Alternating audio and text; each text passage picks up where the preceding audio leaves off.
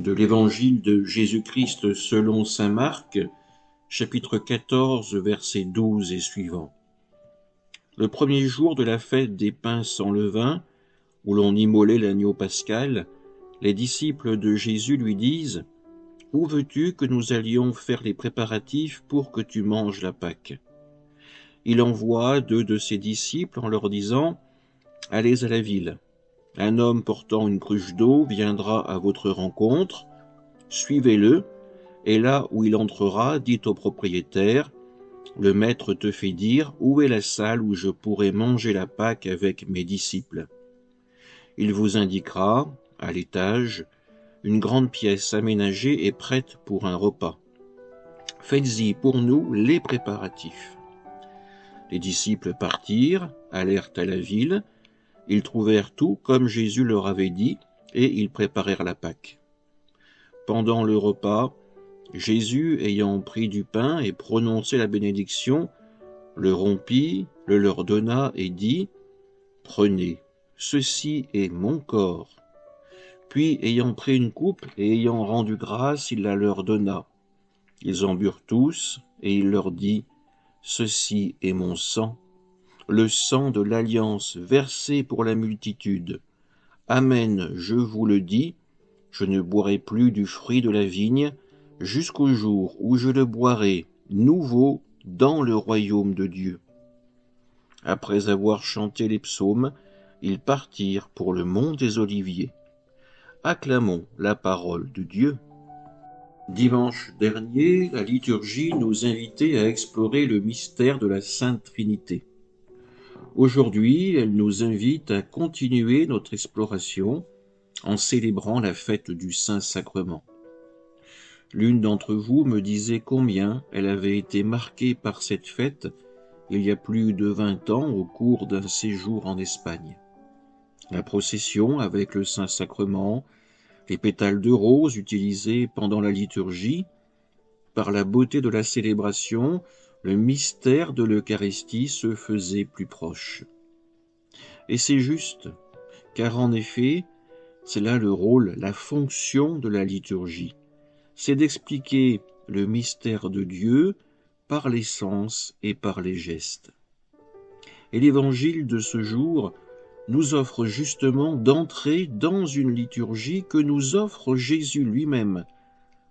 Jésus est avec ses disciples pour partager avec eux un repas rituel, un repas liturgique.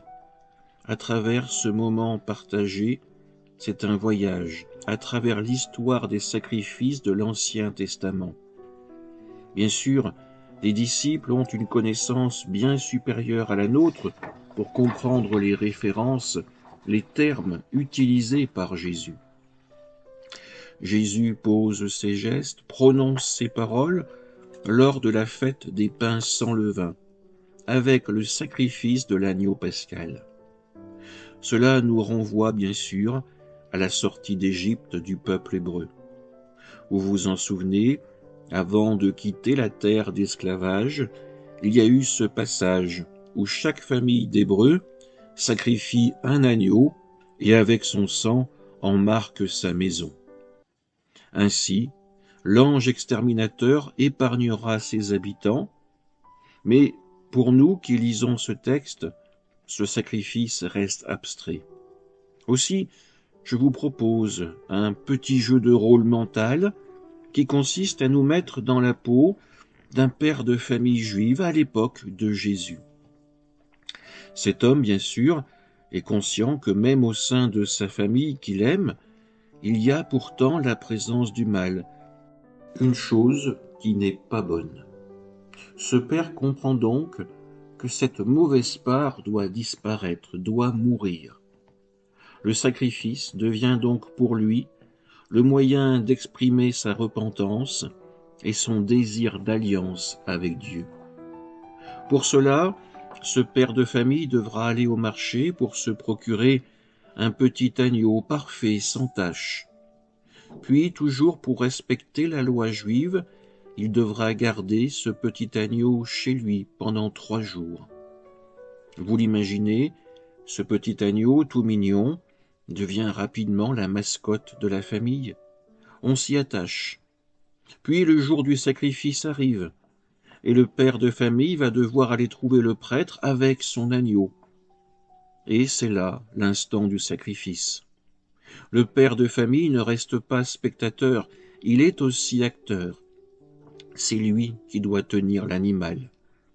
Cet homme va vivre physiquement le sacrifice. Il va être touché par le sang de l'agneau innocent qui paye à sa place son péché, le péché de sa famille. Oui, tout sacrifice nécessite une victime expiatoire. La repentance est signifiée avec ce sacrifice.